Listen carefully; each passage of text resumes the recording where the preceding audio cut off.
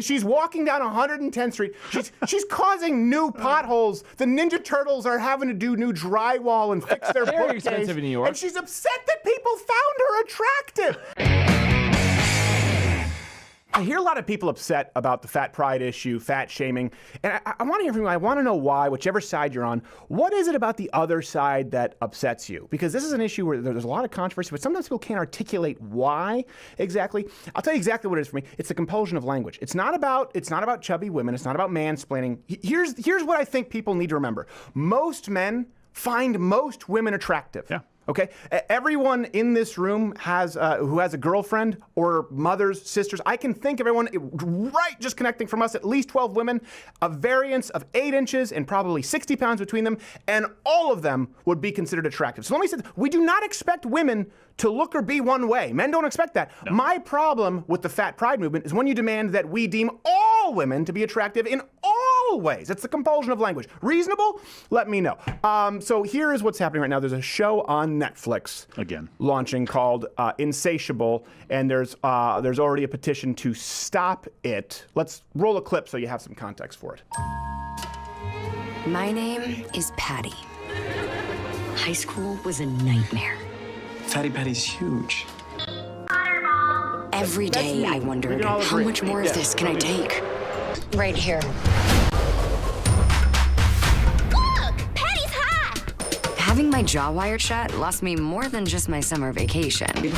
Now, I could be the former fatty who turned into a brain. Or an athlete.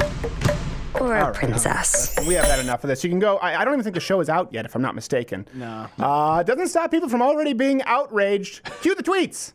My favorite one here is, it says, "This is still telling kids to lose weight to win." Yes. Bad idea to lose weight, right? The response really shouldn't be all that surprising, given the long list of fat pride leading romantic comedies, which brings us to this week's 7+1. You forgot the one in the chamber. There's always one in the chamber. And by the way, we have like 3 magazines today, just so you know, because but these were the most popular, of course, fat pride films that a lot of people don't realize. Number 7 was size 27 dresses. That was a big one. That was very popular. And number 6 is actually a sequel to another one, but You've Got Heart Disease. That was a big one. Check your inbox. Oh my gosh. Number 5, She's All Fat. In case you didn't know. Number 4, The Devil Wears Lane Bryant. Number 3, 10 Things I Ate Without You. Aw, that's just me. Yeah. Number 2, Isn't She Chubby? A lot of people weren't entirely sure this came from. Was that Edward Burns? Isn't She Lovely? I don't know. I don't know. Maybe it was Freddie Prinze Jr. Number 1, How to Crush a Guy in 10 Seconds. Okay, reload. Back to number 7. We have so many of these. 13, Going on Diabetes was a really popular one for a while. Number 6, number 2, number 6, Father of the Fat Bride. They were pretty much. Yeah, different. At that point, they weren't even really original. No. It was like doing the Ocean's 11 with women, only fat. Oh, jeez. Number 5, Failure to Lunch. That was one. And it's an ill-fated sequel. Number 4, I Took Care of It. So. Number 3, All You Can Eat Breakfast, Brunch, Lunch, Dinner, Second Dinner, Cocktail Hour, Midnight Snack at Tiffany's. That was one. Also was really racist with the fat Asian Mickey Rooney. Yes. Oh, yeah. Yeah, that was very insensitive. Really weird, John Hughes classic number 2, 16 Cheeseburgers. Oh. Makes sense. Again with the racist Asian character. Again with the Yes. racist Asian character. But hilarious, nonetheless. That was Fat Duck Dong. And number 1, there, Girl Interrupted by a Coronary.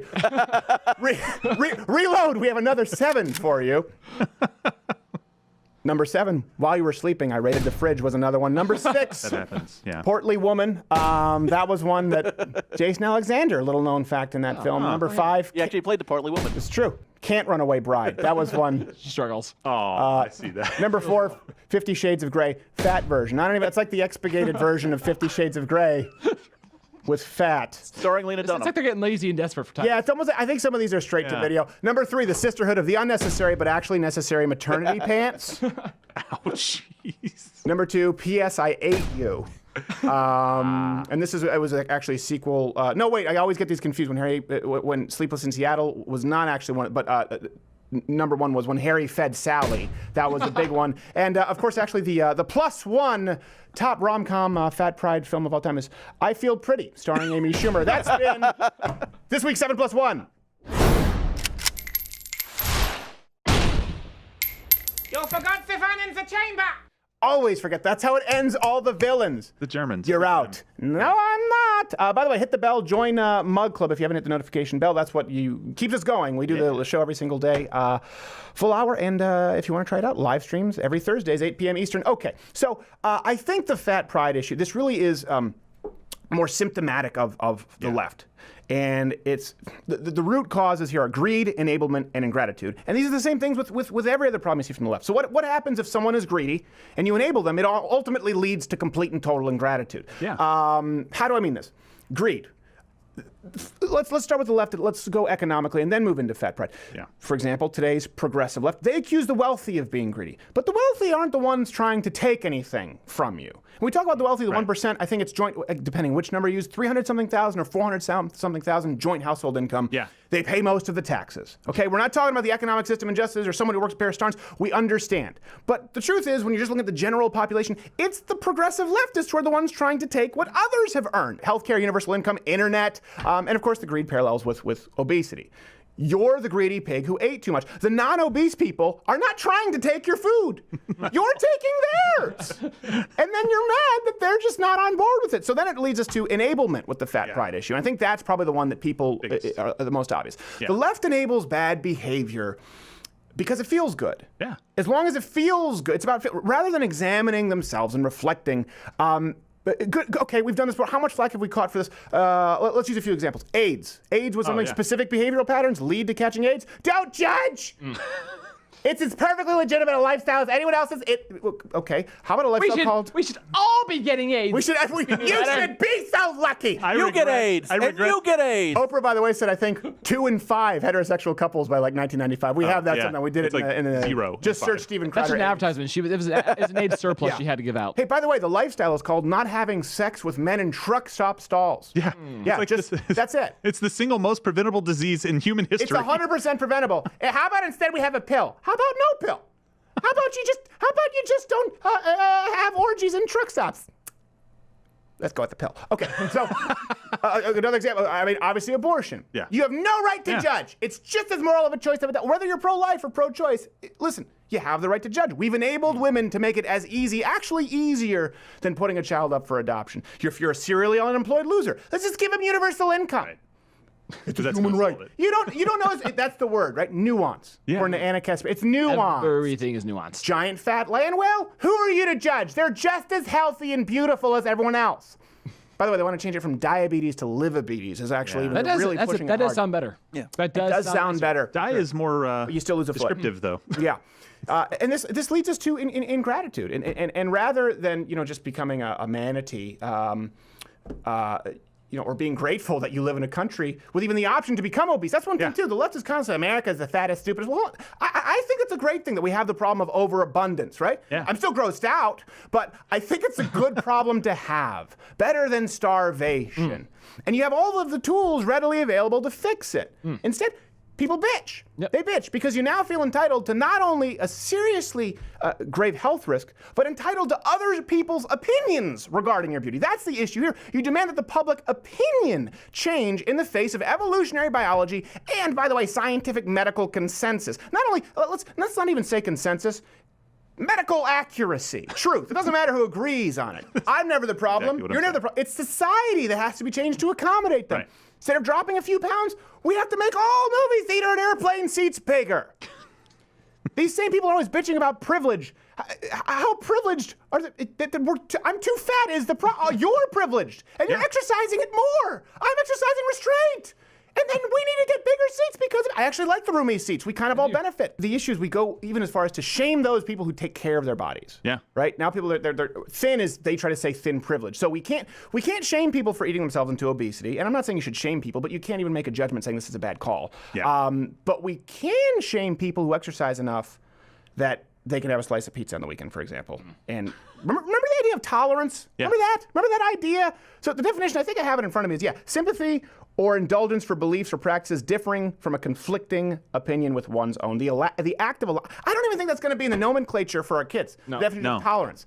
It used to be, don't make fun of fat people. We all agree. Don't be a bully. Of course, that's fine. Listen, I was chubby 7th, 8th, 9th grade. I was short, fat, then really tall and skinny. I didn't shave until I was 21. The definition is the act of celebrating everything. Exactly. Yeah. That's a big difference. The left doesn't even allow differing opinions anymore. Yeah. They're blatant in the fact that they must engineer public opinion to match theirs exactly, or they will gaslight you.